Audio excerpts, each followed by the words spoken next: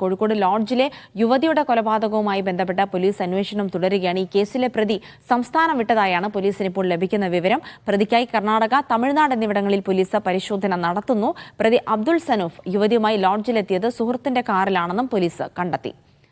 ദൃശ്യ പുതിയടത്ത് തുടരുന്നുണ്ട് വിവരങ്ങൾ നൽകാനായി. ദൃശ്യ, ഈ കാർ ഉപേക്ഷിക്കപ്പെട്ട നിലയിൽ പോലീസ് കണ്ടെത്തിയിരുന്നു. പിന്നീട് ഇയാളെക്കുറിച്ച് യാതൊരു വിവരവും ലഭിച്ചിരുന്നില്ല. ഇപ്പോൾ മറ്റ് സംസ്ഥാനങ്ങളിലേക്ക് കടന്നിട്ടുണ്ടാകാമെന്നുള്ള നിഗമനത്തിൽ അന്വേഷണം അങ്ങോട്ടും വ്യാപിപ്പിക്കാനുള്ള സാധ്യതയുണ്ടോ? ജിൽസി, അന്വേഷണം മറ്റ് സംസ്ഥാനങ്ങളിലേക്കൂടെ വ്യാപിപ്പിച്ചിട്ടുണ്ട്. കാരണം കർണാടക, തമിഴ്നാട് തുടങ്ങിയ സ്ഥലങ്ങളിൽ പോലീസ് എത്തി പരിശോധന നടത്തുന്നുണ്ട്. പ്രതിക്ക് പാസ്പോർട്ട് ഇല്ല എന്നുള്ള വിവരം കൂടി കണ്ടെത്തിയതിനാൽ പ്രതി വിദേശത്തേക്ക് കടക്കില്ല എന്നുള്ളൊരു നിഗമനത്തിലാണ് പോലീസ് ഉള്ളത്. പ്രതി ഈ അബ്ദുൾ സനൂഫ് എന്നയാൾ സുഹൃത്തിൻ്റെ വാടകയ്ക്കെടുത്ത കാറിലാണ് കോഴിക്കോട്ടേക്ക് എത്തിയതും ഇവിടെ നിന്ന് മുങ്ങിയതും അതേ കാറിൽ തന്നെയാണ്. ഈ കാർ കഴിഞ്ഞ ദിവസം പാലക്കാട് ചക്കാന്തറയിൽ വെച്ച് കണ്ടെത്തിയിരുന്നു. ഈ പ്രതിയുടെ സുഹൃത്തിൻ്റെ, ഈ കാറിൻ്റെ ഉടമയായ സുഹൃത്തിൻ്റെ മൊഴി പോലീസ് വിശദമായി രേഖപ്പെടുത്തിയിട്ടുണ്ട്. കഴിഞ്ഞ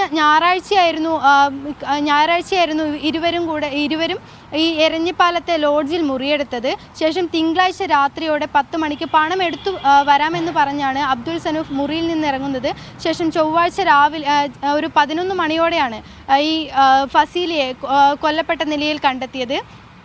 ഇന്നലത്തെ പോസ്റ്റ്മോർട്ടം റിപ്പോർട്ടിൽ ഫസീല ശ്വാസം മുട്ടിയാണ് കൊല്ലപ്പെട്ടത് എന്നുള്ളൊരു വിവരം കൂടി, നിർണായക വിവരം കൂടി ഇന്നലെയുള്ള പോസ്റ്റ്മോർട്ടം റിപ്പോർട്ടിൽ ലഭിച്ചിരുന്നു.